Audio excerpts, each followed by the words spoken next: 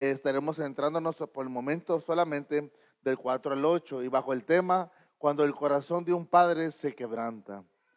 No, hombre, hermano, estaba bien motivado con ese tema. Así que, hermanos, que sea Dios glorificado. Lo leemos para la gloria del Padre, Hijo y Espíritu Santo. Dice, el amor es sufrido, es benigno. ¿Están ahí conmigo, hermanos? El amor no tiene envidias, el amor no es jactancioso, no se envanece, no hace nada indebido, no busca lo suyo, no se irrita, no guarda rencor, no se goza de la injusticia, mas se goza de la verdad. Todo lo sufre, todo lo cree, todo lo espera, todo lo soporta. El amor nunca deja de ser. Hasta ahí nos detenemos. Así puede tomar su asiento. Hermanos, cuando yo quería ilustrar un mensaje, hermanos, dedicado al Padre, se me venía a mi mente, ¿verdad? Este tema, cuando el corazón de un padre se quebranta. Trabajando, hablando yo con Priscila, ¿verdad? Yo le decía, ¿verdad? Que pues quería preparar el mensaje para el domingo. A lo que ella me decía, si será bueno, ¿verdad? Colocar un mensaje dedicado al Padre. Y yo le decía a mi esposa, le dije, me es complicado estos temas. Yo le pido a Dios que me dé la sabiduría y me dé las herramientas. Yo sé que la Biblia es suficiente, pero como batallamos en ciertas materias, ¿verdad? En ciertos temas, es bueno, ¿verdad?, tomar ciertas herramientas para tener más desarrollo en lo que es la familia en particular. Y mi esposa me colocaba, ¿verdad?, hacia un problema, a una situación difícil, ¿verdad?, lo que en la Biblia relata, que proyecta, ¿verdad?, el corazón de un padre cuando es quebrantado. Y yo miraba esa ilustración y me traía a mi mente ese tema. Pero como tema base yo quise poner porque para empezar lo que es el corazón de un padre, el amor de un padre, es necesario que tengamos definido qué es el amor. Porque hoy más que nunca, hermanos, se ha hecho una caricatura de lo que es el amor. Muchas veces tenemos pensamiento de lo que es el amor, muchas veces como herencia. ¿Qué quiere decir como herencia? ¿A dónde quiero llegar? Cuando hablamos de una herencia es algo que se hereda, algo que se da. Y muchas veces nosotros heredamos un significado del amor de la manera que nuestros padres nos han enseñado a nosotros que es el amor. Y realmente no digo que la manera en que ellos lo han hecho no sea correcto, pero también quiero decir que no todo es correcto. ¿Sí? Por lo cual es importante que la Biblia nos enseñe a nosotros qué es el amor y qué no es el amor. Para empezar, vamos a ver, ¿verdad?, hasta cierto punto, qué es lo que no es el amor. Y después desarrollaremos lo que es el amor y cómo ilustra esta historia que quiero relatarles en esta hermosa mañana, ya casi mediodía. Por lo cual vamos a verlo, hermanos, en este mismo pasaje, en el versículo 1, y lo estaremos leyendo hasta el versículo 3. Pablo nos enseña qué es el amor y también qué no es el amor. El amor, yo quisiera que como base en su mente y en su corazón, trajera estas palabras en su mente. El amor no es simplemente una emoción o un sentimiento. Es un hecho, hermanos, que se refleja a través del carácter de Dios y que se nos ha proporcionado a nosotros como parte de un atributo comunicable hacia nosotros, sus criaturas. Por lo cual es importante que nosotros conozcamos qué dice Dios a través de su palabra, de lo que no es y de lo que sí es. Lean conmigo rápidamente del versículo 1 en adelante, capítulo 13, versículo 1 en adelante. Dice su palabra, dice, y si yo hablase lenguas humanas y angélicas, y no tengo amor, vengo a ser como el metal que resuena o un címbalo que retiñe. Si tuviese profecía y entendiese todos los misterios, toda la ciencia, y si tuviese toda la fe, de tal manera que trasladase los montes y no tengo amor, ¿qué dice, hermanos? Nada soy. y si repartiese todos mis bienes para dar de comer a los pobres, y si entregase mi cuerpo para ser quemado, no tengo amor, de nada me sirve. Por lo cual, hermanos, cuando vemos Pablo que coloca el conocimiento, que coloca el lenguaje primeramente, y luego después, hermanos, coloca, hermanos, el conocimiento, misterios, después obras, hermanos, y dice Pablo, aún con todo esto, esto no es el amor, esto no lo es. Porque aunque tú hicieras todo eso, pero separa, dice, y si no tienes amor, de nada te sirve. Vemos que Pablo separa las obras, las acciones de lo que es el amor. ¿Cuántas veces, verdad, nuestros padres o nosotros en nuestra ignorancia le decimos a nuestros hijos, yo te amo, ¿por qué me dices que me amas? Te tengo una casa, te doy provisiones, hago esto por ti. Pero, hermanos, vemos que siempre ronda, hermanos, en la definición del amor en las obras. Y Pablo dice, aún conozco con todo el lenguaje, con todo el conocimiento, con todas las acciones que tú hagas, si no tienes amor, de nada te sirve todas las obras. ¿Cuántos padres, hermanos, en su ignorancia, verdad, hacen acciones tras acciones, pero lamentablemente no han entendido el enfoque de lo que es el amor, lo que es el verdadero amor? Ahora, hermanos, vemos, hermanos, que de alguna manera hemos hecho el amor algo externo. Si lo vemos, yo lo quiero ahora, hermanos, no lo tenía en mi bosquejo, pero se me viene a la mente. ¿Cuántas veces nosotros pensamos que el amor, cuando hablamos de parejas, cuando hablamos de la esposa, dice, es que yo veo que mi esposo me ama porque me compra todo lo que yo quiero? Es que yo veo que mi esposa me ama porque me hace todo lo que yo quiero. Hermanos, ese no es el amor. Esos son deberes que como hombres y como mujeres tienen para con su cónyuge.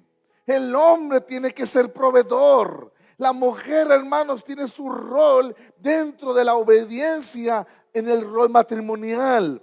Pero vemos que eso es, hermanos, obediencia primeramente a lo que fuimos diseñados.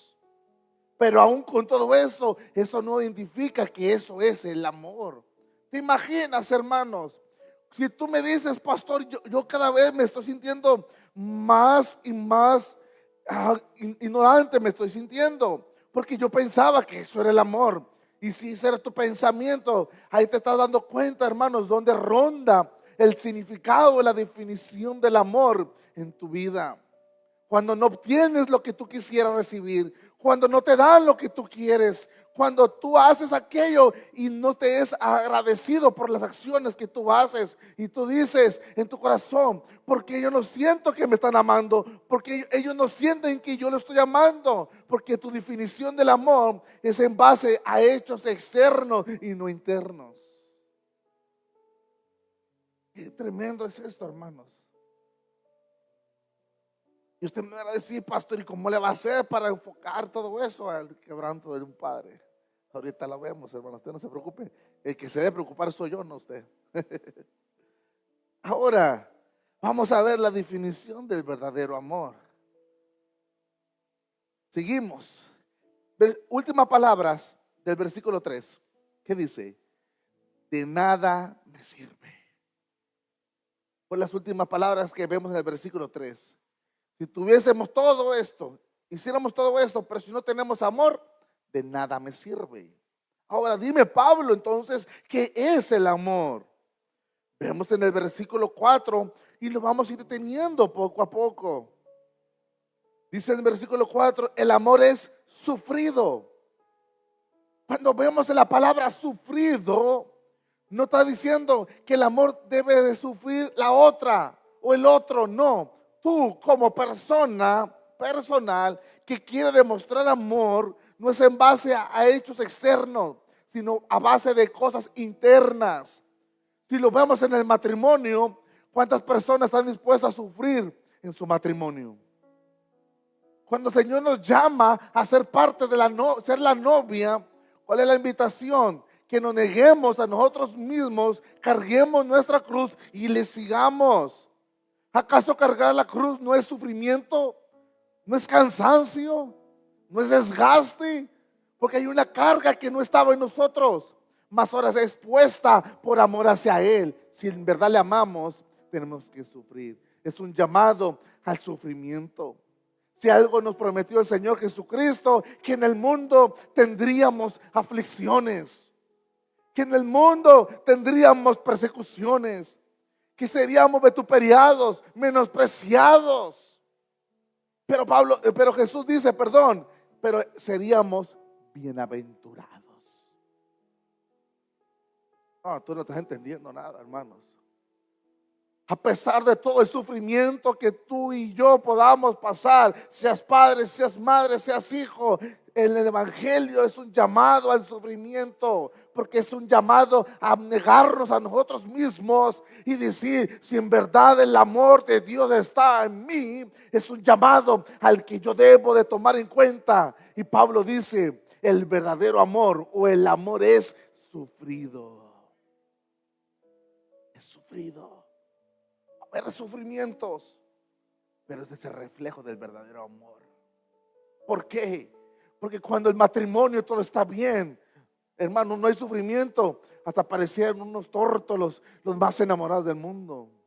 Pero cuando viene la opresión, cuando viene la necesidad, cuando viene la enfermedad, cuando viene todas las cosas contrarias, pero aún así le dice a su cónyuge, a su pareja, a su hijo, a pesar de todo esto, yo he decidido estar contigo en el sufrimiento.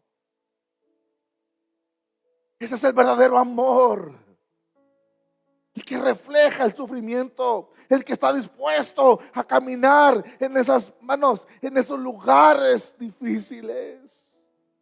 Dime quién estaba con Pedro en la tormenta. Cuando la tormenta fue impetuosa, estaba Jesucristo parado frente a Pedro. Bien Jesús pudo haber dicho, me has decepcionado, Pedro, porque tu fe ha menguado. Pero no, Él como Dios fiel, permaneció fiel en el sufrimiento que Pedro estaba pasando.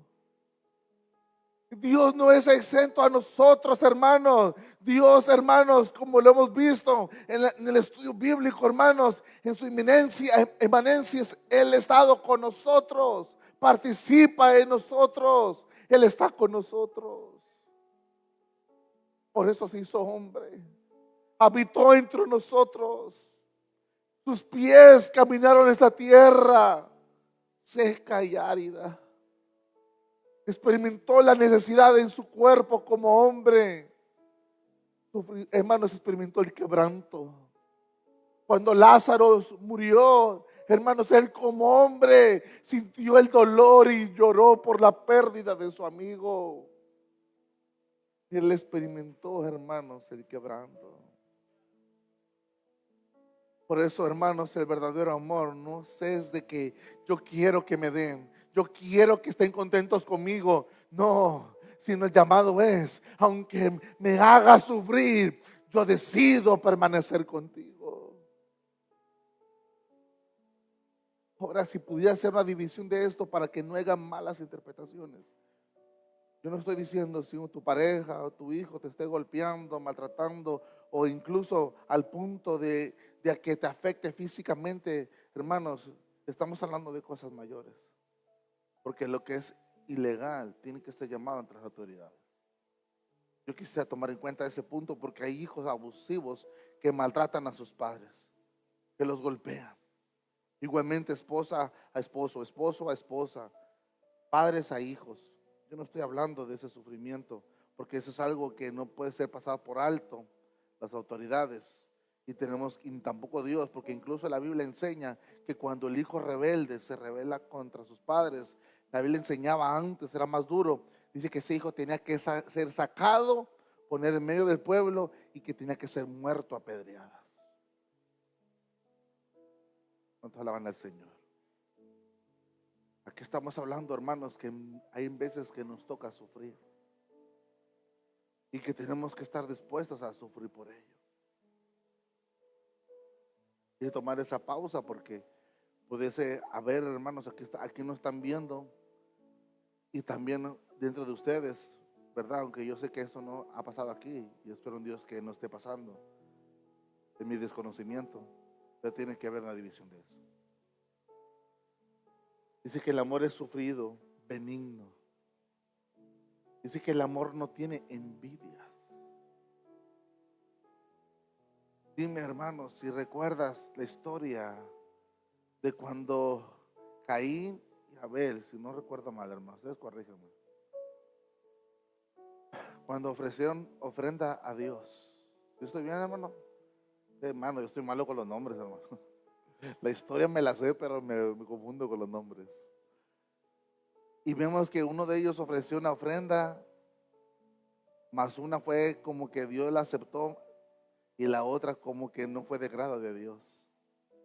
Mas sin embargo vemos que el hermano tuvo envidia del hermano, porque su ofrenda fue más grata ante Dios. Y esa envidia lo llevó a ¿qué, hermanos? Al asesinato.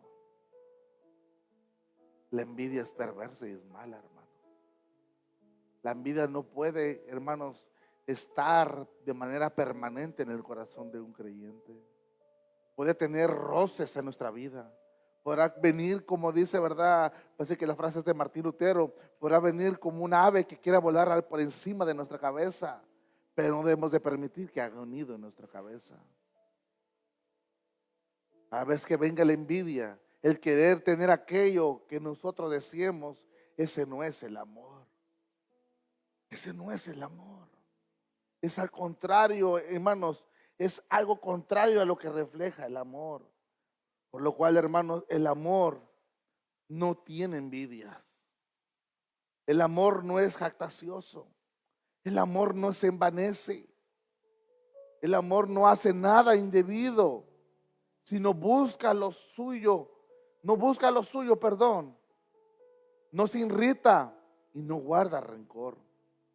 Hermanos, si vemos todo esto hasta cierto punto, hasta pareciera verse, hermanos, que aquí se refleja también todo lo contrario de lo que no es el amor. Pero cuando vemos aquí, hermanos, el nosotros sufrir, a nosotros ser benignos, da a entender que no podemos tener envidia, no podemos ser jactanciosos, ni envanecernos, ni ser nada indebido, sino al contrario, debemos ser personas que busquen el bien del otro. Ese es el verdadero amor. Por eso, volviendo otra vez a como ejemplo el matrimonio, cuando habla acerca del matrimonio, ¿qué es lo que dice? En las buenas, en las malas, en la enfermedad, en la escasez, en todo momento, hermanos, ¿qué dice? Hay una promesa de amor. Porque hermanos, cuando viene la escasez, cuando viene la necesidad, ahí se refleja si en verdad estamos dispuestos a amar. Por eso hoy, hermanos, existen muchas relaciones que no se quieren sujetar a la voluntad del Señor. En el versículo 7 dice, no, todo lo sufre, todo lo cree, todo lo espera, todo lo soporta. El amor nunca deja de ser. Pero ¿qué es lo que pasa hoy en las relaciones de noviazgos? Que se llevan a un estado, ¿verdad?, de unión, ¿verdad?, libre. Si se hace, le damos. Si no, ahí la dejamos. Porque no están dispuestos a sufrir, hermanos. No están dispuestos, hermanos, a soportarlo todo. No están dispuestos, hermanos, a tolerar las condiciones que la vida les enfrenta. Y ahora todo, hermanos, es un punto hedonista, buscando evitar a todo costa el dolor. Porque la mente del hombre hoy es muy narcisista. Siempre busca sentirse bien. Siempre busca su bien propio. Y cuando ve algo que lo pueda lastimar, lo evita. Y al contrario, busca mejor lo bueno. Por eso a veces, hermanos, hemos visto Y se han visto en la historia, hermanos, a muchos hombres que dejan a sus mujeres porque ya no les da la vida que ellos querían. Vemos a muchas mujeres abandonando a sus hombres porque ya no les da la vida que ellas querían. Cuando eso de un principio dice, es que sí te amaba, pero te dejé de amar. Mentiroso y mentirosa. Tú no amabas. Porque si en verdad amabas, el amor nunca deja de ser.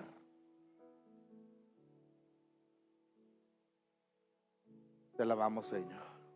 El amor no es simplemente una emoción pasajera. Es una virtud que refleja el carácter mismo de Dios en el creyente. Pablo lo describe en el amor no por lo que siente, sino por lo que hace y soporta. El amor verdadero no se mide por la intensidad de los sentimientos, sino por la capacidad de permanecer fiel, aun cuando todo haya sido herido. Pablo dice, todo lo sufre, todo lo cree, todo lo espera, todo lo soporta. Está mostrando que el amor tiene resistencia sobrenatural. No ignora el pecado, ni aprueba la injusticia, pero se niega a responder con odio, venganza o amargura. El amor que nos refleja a través de las Escrituras dice que el amor, ¿verdad?, soporta la traición de un amigo. El amor soporta la ingratitud de un hijo, como dice hermana Nelia. Son ingratos. El amor soporta las críticas injustas. El amor soporta el rechazo de aquellos a quienes hemos servido. Por ese amor, David y Absalón es un ejemplo que ilustra cuán poderoso es el amor verdadero. Hermanos, yo cuando estaba estudiando esto, ¿verdad? Ya lo había estudiado cuando estuve en el Instituto Bíblico, hermano. Estamos hablando, pues, antes del 2020, parece. Y no me acuerdo en qué fecha estuvimos en el Antiguo Testamento. Pero cuando lo leí en aquel tiempo, me quebrantó y me encantó a la vez cómo pasó la escena. No porque me gustó el dolor que sufrió David, sino que cómo refleja la palabra, las escrituras, el amor de Dios reflejado en el hombre. En primera instancia, hermano, vamos a irnos al Antiguo Testamento. Quiero que vayan conmigo a esta historia. Vamos a irla de manera muy rápida. Hoy nos vamos a ir, dijo Priscila cuando predica que a última hora nos deja salir tarde. Hoy nos iremos temprano. Vayan rápidamente, hermanos, conmigo a segunda de Samuel. Vamos a estar leyendo, hermanos, en el capítulo 16.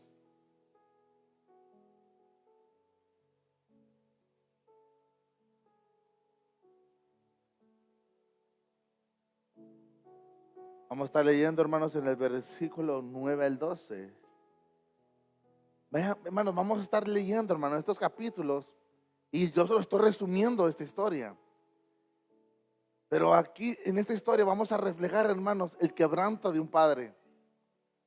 Y cómo es que David entendía el verdadero amor que soporta todo. ¿Cuánto alaban a Dios? Lean conmigo rápidamente 2 Samuel capítulo 16, versículo 9. Entonces Abisai, hijo de Sarbia, hijo del rey, mira aquí, hermanos, ¿por qué maldice este perro muerto a mi señor el rey?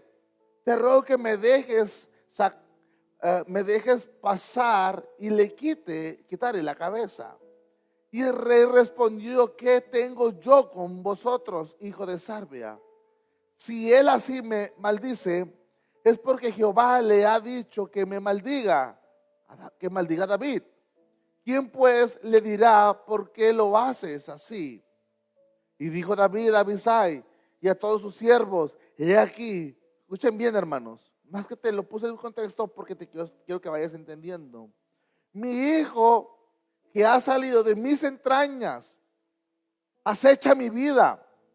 Cuanto más ahora un hijo de Benjamín, déjale que me maldiga, pues Jehová se lo ha dicho. Versículo 12, quizás mirara Jehová mi aflicción y me dará Jehová bien por sus maldiciones de hoy. Cuando vemos en esta historia, hermanos, en este punto de partida, vemos a este hombre maldiciendo a David. Él era descendiente de la casa de Saúl. Y él, al mirar que pasaba David ahí, dice que comenzaba a aventarle piedras y lo maldecía. Y la acusación que él le decía, diciéndole: ahora todo lo que tú nos hiciste, Dios lo está permitiendo a tu vida.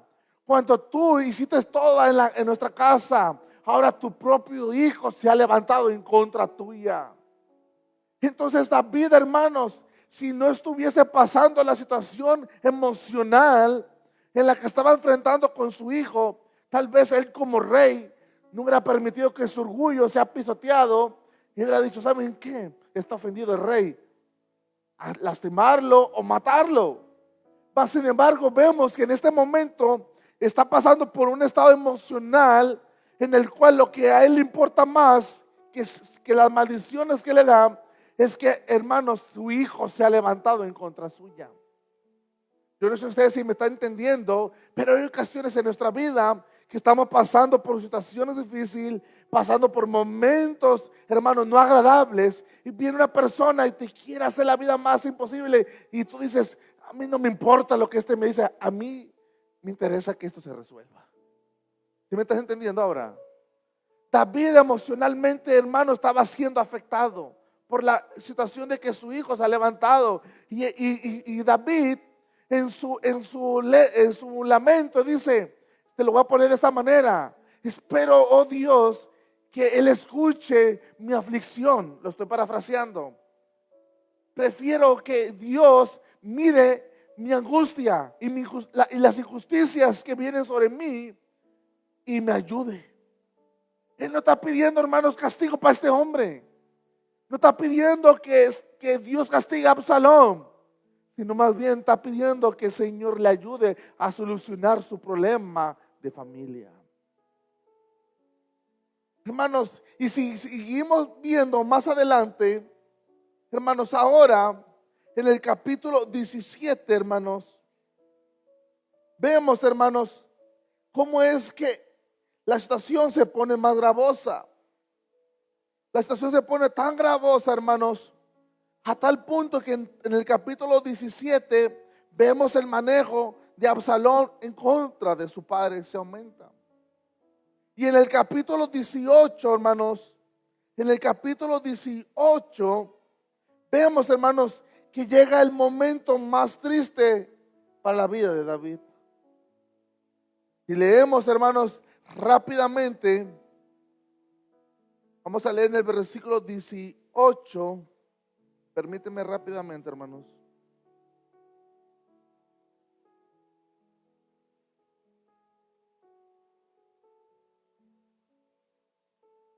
En el versículo 19, lean conmigo. Estoy leyendo 2 Samuel, capítulo 18, versículo 19. Entonces Animas, hijo de Sadoc, dijo: corre ahora y daré al rey las nuevas de que Jehová ha defendido su causa de la mano de sus enemigos. Respondió Joab: escuchen bien, hermanos, hoy no llevará las nuevas, las llevará otro día. No darás hoy las nuevas porque el hijo del rey ha muerto. Hermanos, vemos que aquí el Absalón ha muerto. La Biblia narra, hermanos, que él iba en su mula, parece, hermanos, si no lo recuerdo mal. Y cuando él iba corriendo, que su cabello se enreda en un árbol y queda colgado. Nomás está enredado su cabello. Y entonces en ese momento aprovechan los que eran guerreros de David, hermanos, y le dice: ve y mátalo. Le dice uno de los guerreros de David, Joab, si no estoy mal. Y entonces dice el que iba a ser enviado, y dice: no sea que el rey sepa que lo que él ya nos había dicho, que fuéramos bondadosos. Al contrario, nos pidió que no le hiciésemos daño a su hijo. ¿Y qué pasa? Le dijo: no sea que tú, cuando estemos delante del rey y ve la situación como esté pasando, me dejas en ese momento, me dejes solo. Y quién sabe qué rey me haga a mi persona. A lo que este hombre le dice, ¿sabes qué? Déjate de esas cosas. Y él fue, hermanos, y lo mata, lo apuñala. Y vienen los escuderos de Joab, también, hermanos, lo rematan para matarlo. Y al final dice que se hace un pozo y lo entierra. Y se manda dar esa noticia de que su hijo Absalón ha muerto al rey. Entonces, hermanos, leemos ahora, hermanos, en el versículo 27. El atalaya volvió a decir, me parece que al correr primero como el correr de Animas, hijo de Sadoc. Y respondió el rey, ese es hombre de bien y viene con buena nueva, dice el rey. Entonces Ahimas dijo en alta voz al rey, paz. Y se inclinó en tierra delante del rey y dijo, bendito sea Jehová, Dios tuyo, que ha entregado a los hombres que habían levantado sus manos contra mi señor, el rey. El rey le dijo, escuchen bien, hermanos, aquí está el lado interesante. Hermanos, yo quiero que se metan en la cena. A lo mejor yo estoy bien metido y no lo estoy contando bien la historia. Pero aquí estamos narrando la historia de un rey que está en batalla, en una guerra. Pero también está un padre que tiene un problema con su hijo. Escuchando bien, hermanos. Aquí hay dos escenas paralelas. Entonces, hermanos, viene este hombre a dar noticias de la guerra. Y entonces dice que al saber las noticias de que había habido victoria en la guerra, él como rey, él tuvo que haber dicho, qué bueno, qué victoria tan grande tenemos hoy, hemos vencido. Mas sin embargo, él no pregunta por la victoria, él por quién pregunta, hermanos. El joven Absalón, ¿está bien? Hermanos, ¿entiende esto? Aquí no está hablando un rey, aquí está hablando un padre por su hijo. Oh my God, no, yo me quedaba así asombrado, hermanos. Se pone cada vez peor.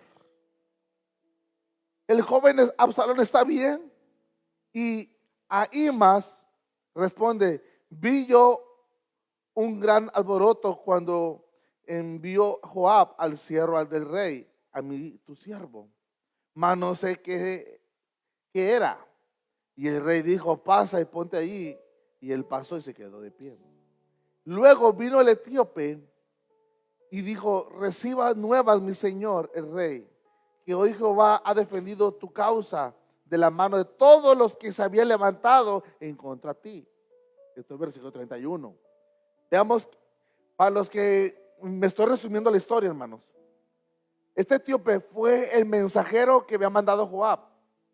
El primero que había dado la noticia, él solamente iba a acompañar al etíope para la noticia. Pero este hombre se adelantó porque él quería dar la noticia, pero no la dio completa. Dejó que el etíope diera la noticia completa.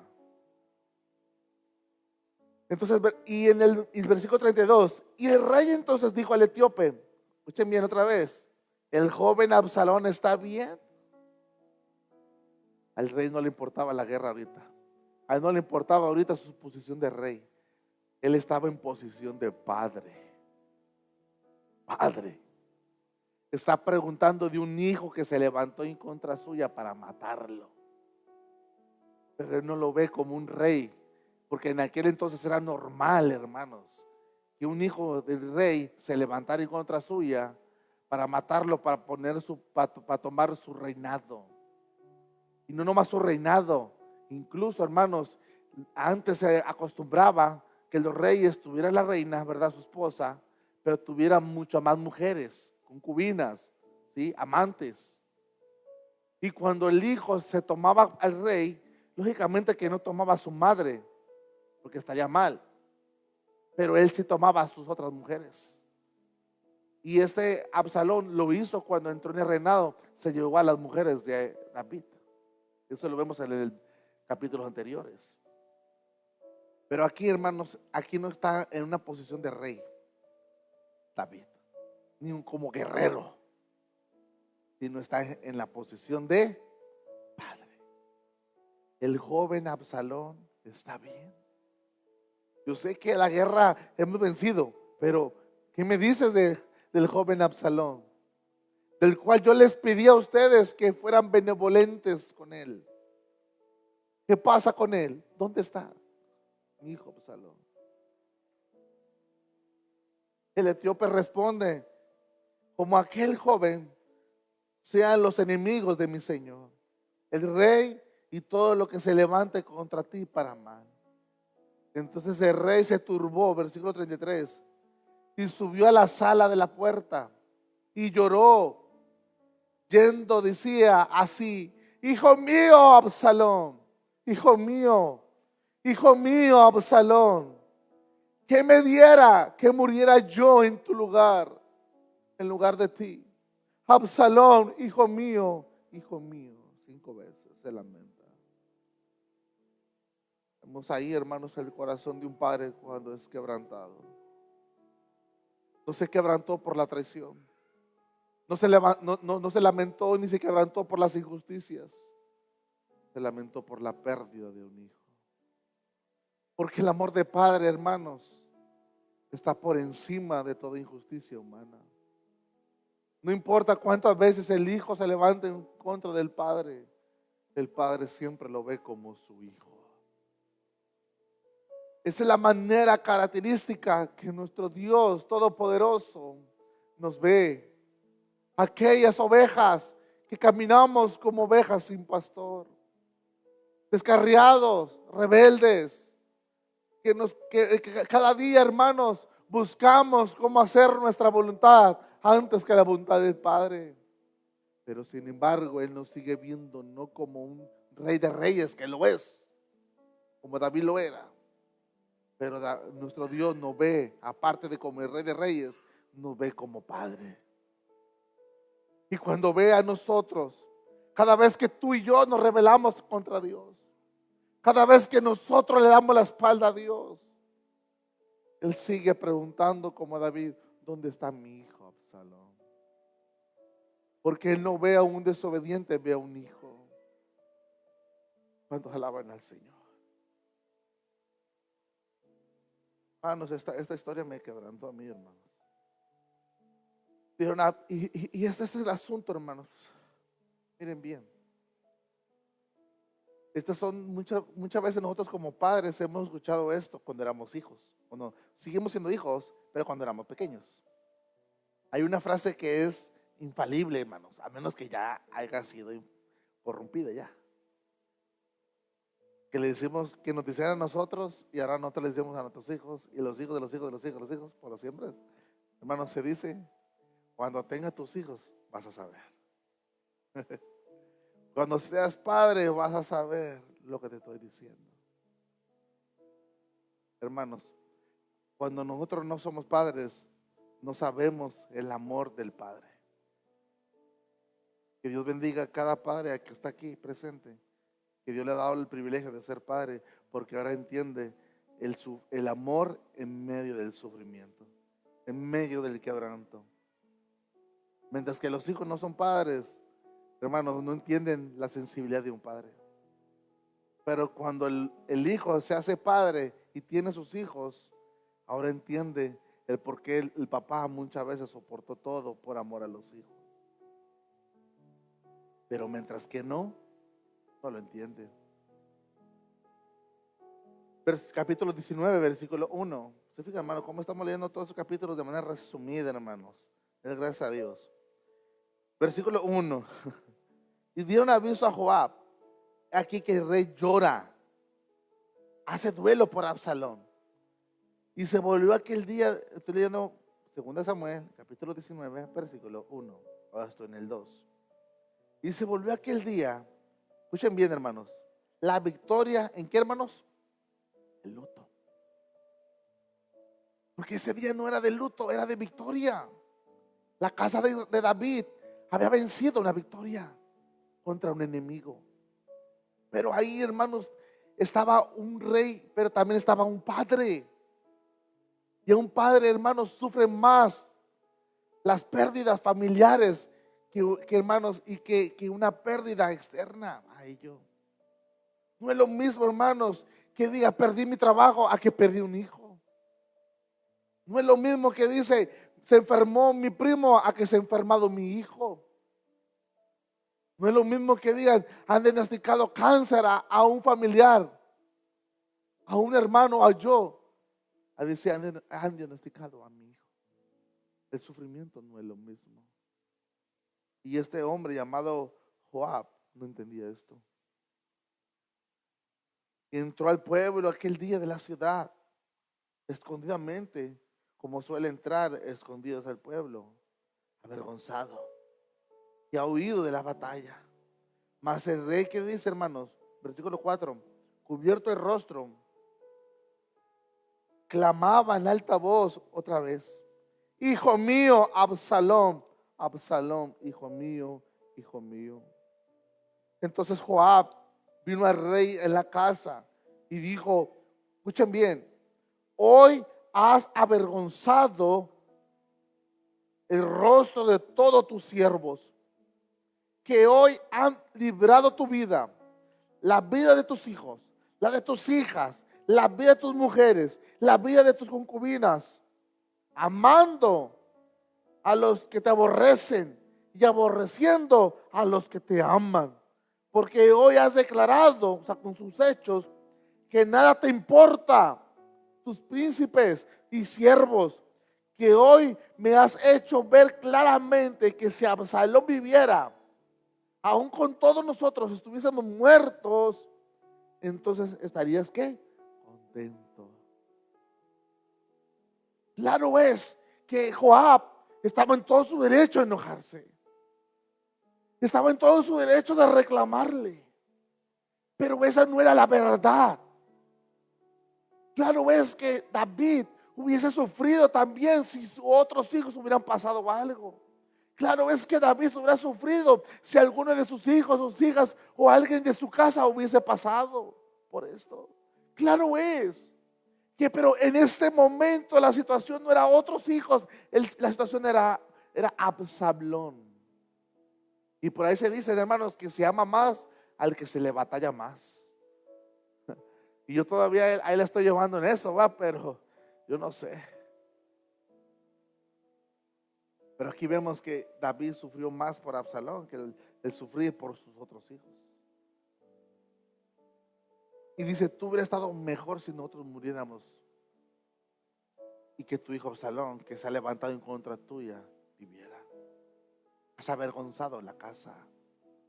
Hermanos, este Joab no estaba entendiendo que el que le estaba hablando no era un rey, estaba hablándole a un padre que estaba en duelo por su hijo. Porque el amor de padre, hermanos, está por encima de la traición, está por encima de las injusticias, está por encima del desprecio, está por encima de todos los daños colaterales que puede hacer el hijo para con el padre. El padre sí lo sigue viendo, él es mi hijo. ¿Cuántos alaban a Dios?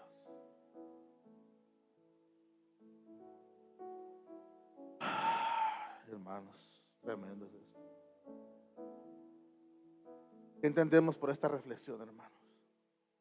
El amor de padre es mayor que todo lo que toda traición, el odio, las circunstancias. Es que el amor de padre no se mide cuánto bien el hijo le haga al padre, sino cuánto amor hay en el padre para soportar todo como Dios lo hace. Por eso les dije cuando estábamos leyendo en Corintios, el amor todo lo sufre, el amor todo lo soporta. El amor, hermanos, nunca deja de ser. David entendía lo que era el amor, no porque se lo enseñaron, porque él era un hombre conforme al corazón de Dios. Por eso vemos que nuestro Padre, hermanos, ¿cuántas veces le damos la espalda? ¿Cuántas veces, hermanos, somos rebeldes? ¿Cuántas veces somos injustos? ¿Cuántas veces, hermanos, por causa de, hermanos, de nuestra rebeldía, el nombre de Dios es blasfemado? ¿Cuántas veces?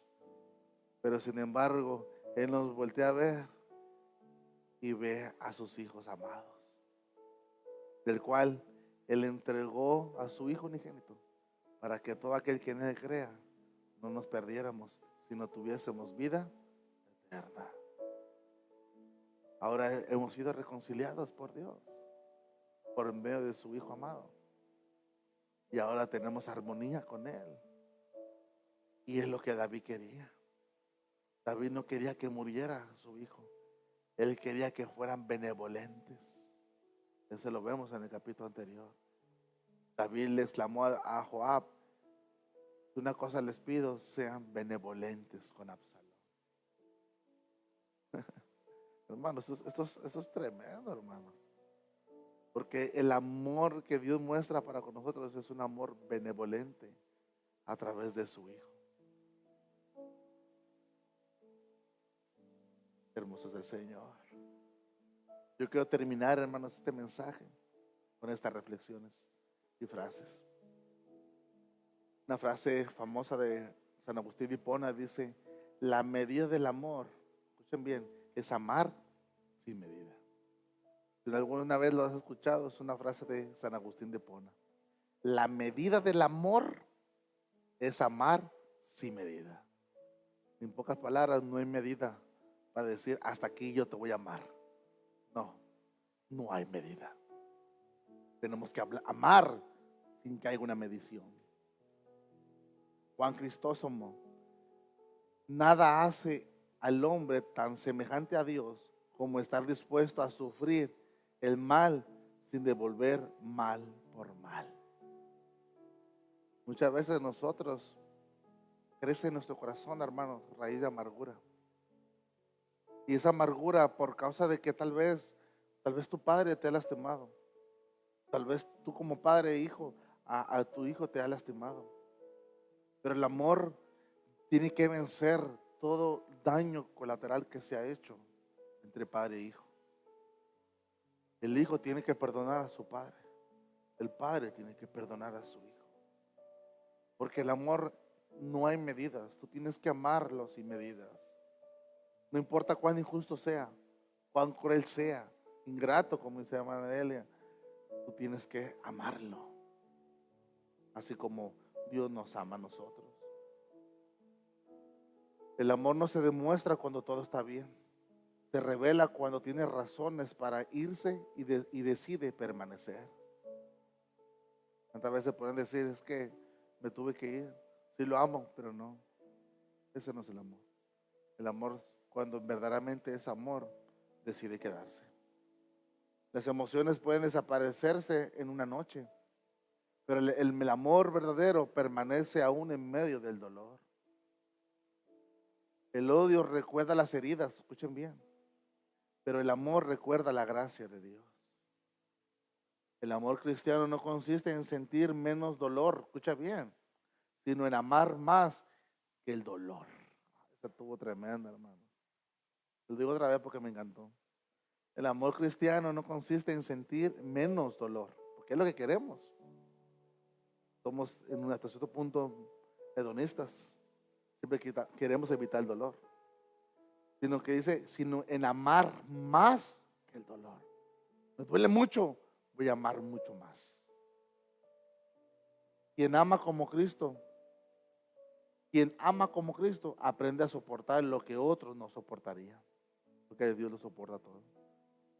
El amor es más fuerte que la traición, porque nace de Dios y no de las circunstancias.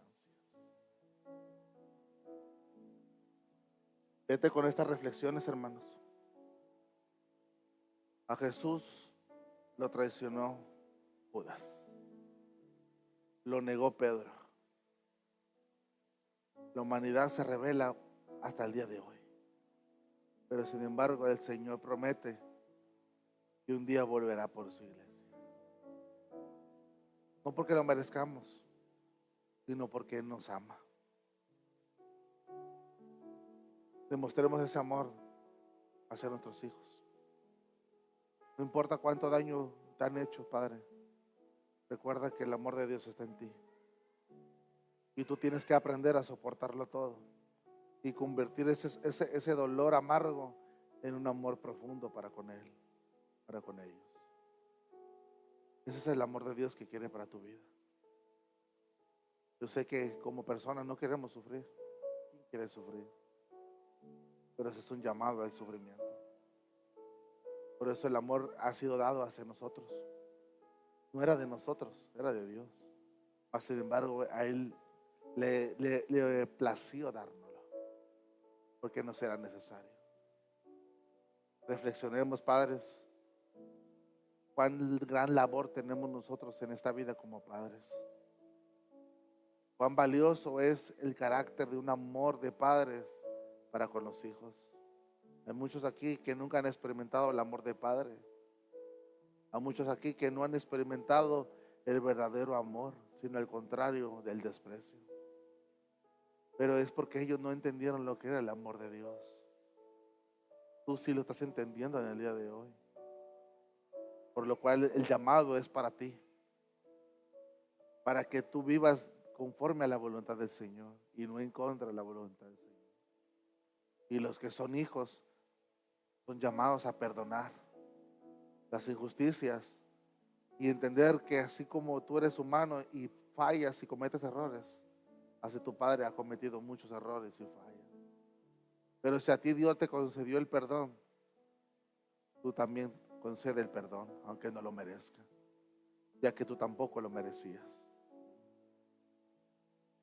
Por lo cual, hermanos, demos a Dios toda la gloria. Amén, amén, hermanos. Gloria a Dios, aleluya. Le alabamos, Señor. Póngase de pie, iglesia. Oremos a Dios por este servicio.